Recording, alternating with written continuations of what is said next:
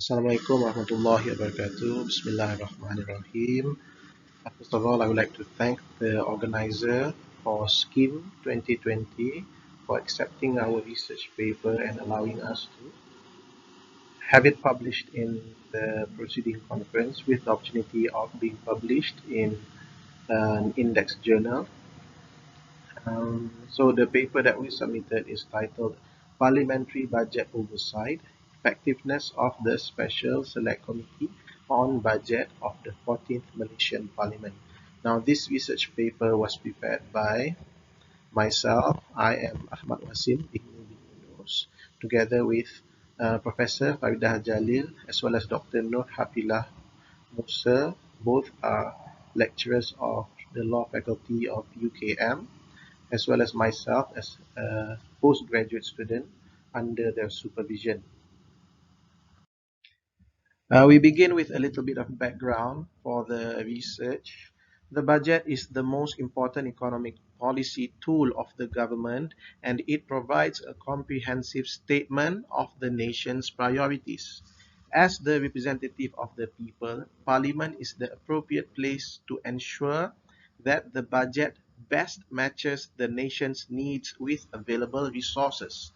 The provision of the Constitution, the Federal Constitution to be specific, relating to budget is enumerated in Article 99(1) that requires the yearly financial statement to be tabled before the Dewan Rakyat for a specific year, unless Parliament consented that the budget to be tabled before the beginning of the year.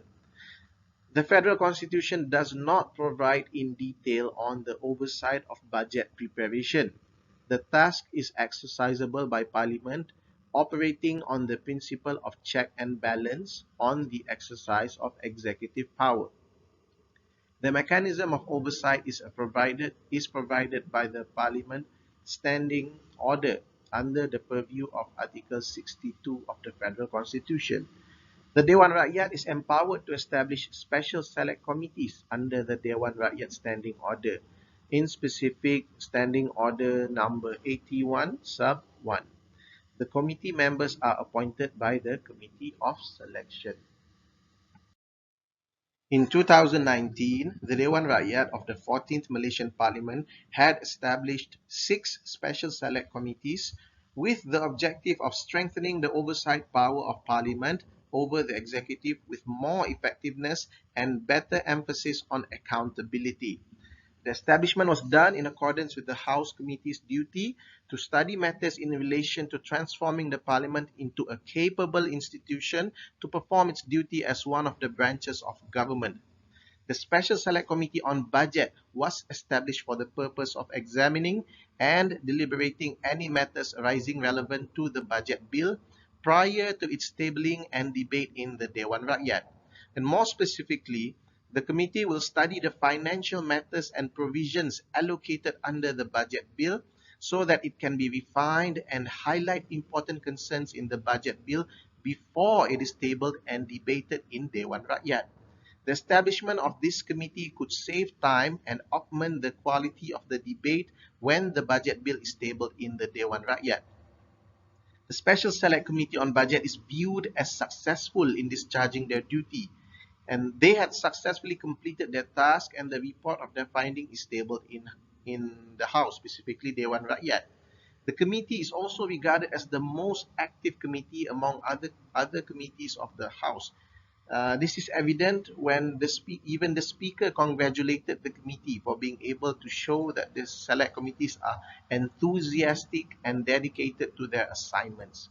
But observations throughout the committee deliberation process shows that the Special Select Committee on Budget was to a certain extent unclear on its scope of work of parliamentary scrutiny and did not manage to perform its duty effectively as the Parliamentary Committee on Budgetary Oversight.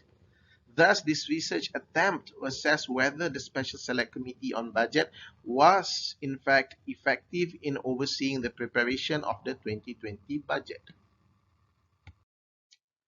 Although many international scholars have conducted a study on the work of Parliamentary Committee on Budget, this is the first study on Malaysian parliamentary Special Select Committee on Budget, as the committee is of recent creation by Parliament.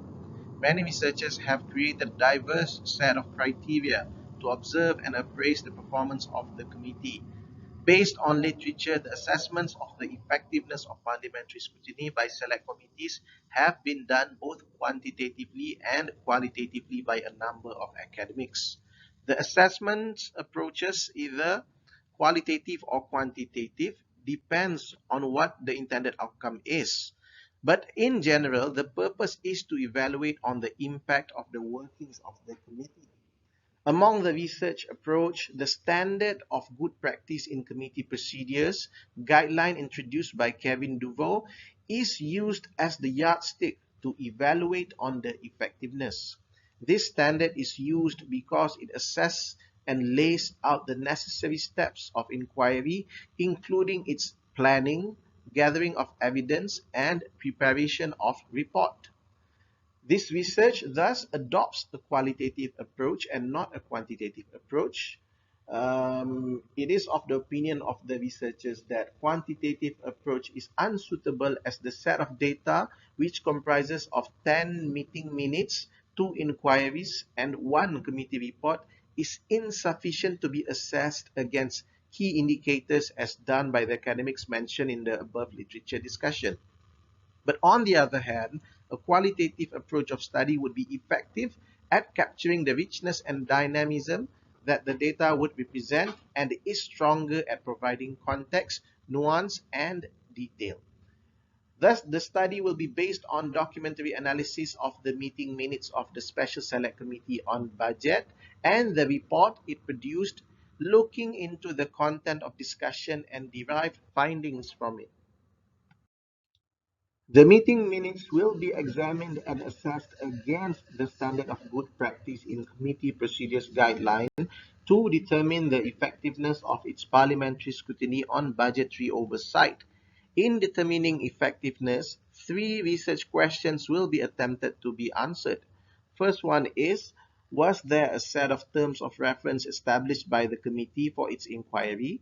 Second one is, did the committee establish a standard operating procedure, SOP, to frame their budgetary oversight duty?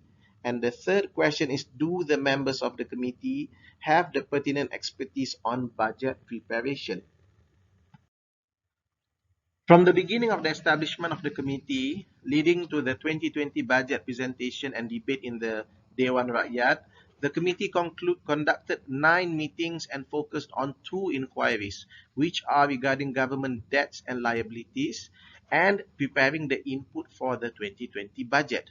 The inquiry on the government debt and liabilities was concluded, evidenced by the tabling of its report in the House of Representatives on 17th July 2019.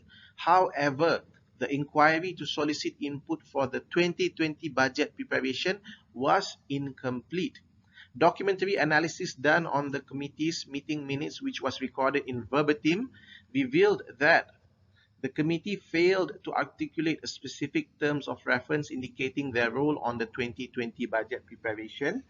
There was no standard operating procedure, SOP, prepared and adopted by the committee, resulting in failure of involvement in the budgetary process and the production of a report before the 2020 budget debate began in Parliament. And the composition of the committee members must be from those who have experience on budget preparation and finance. In relation to the first finding, the best practice standard on committee process recommended that a committee establish a specific terms of reference, or TOR, for the inquiry that they intend to initiate, that would set out the objectives and perimeters of the inquiry. In the second meeting, after completing 4 government briefings from 3 different departments of the Ministry of Finance, 1 from the Ministry of Economic Affairs, the chairman decided that its objective of inquiry would be to investigate into the current state of the government debts and liabilities. But the decision was made in a directive manner, and there was no evidence of discussion on framing a specific terms of reference for the inquiry that was made. This resulted in the inquiry process being planned on a time-based manner and not subject-based manner, following the initial work program of meeting once in a month as discussed in the prior meeting. It also resulted in a new objective being introduced halfway through the inquiry process, which is preparing inputs that would be conveyed and contribute to the preparation of the 2020 budget. Since the committee failed to establish specific terms of reference for its task, it became heavily focused on inquiring into the government debts and financial liabilities, whereas it should be focusing and getting actively involved in the budget process carried out by the Ministry of Finance and preparing a report on its examination of the upcoming budget with recommendations that would be usable for the parliamentary debate on the 2020 budget once it is tabled in the House of Representatives or Dewan Rakyat. Regarding the second finding, the Special Select Committee on Budget was established for the purpose of examining and discussing any matters arising in relation to the budget bill before it is tabled and debated in the Dewan Rakyat. It is intended that the committee to act as the Parliamentary Committee on Budgetary Oversight, thus should have established a standard operating procedure that would include steps to actively participate in the budgeting process by the Ministry of Finance and conclude its inquiry with a tabled report that would improve the budget debate quality in Parliament. But the uncertainty of process due to not having established an SOP is evidenced in the following.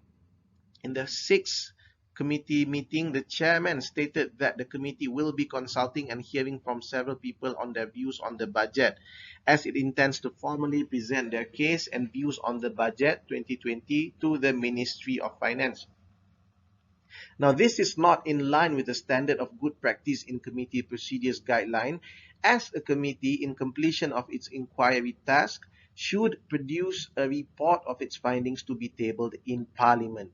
Although the committee made a written submission on the recommendations for the 2020 budget to the Ministry of Finance on 26 August 2019, presenting views to the Ministry of Finance as the conclusion of the committee process is not in line with the best practice standard.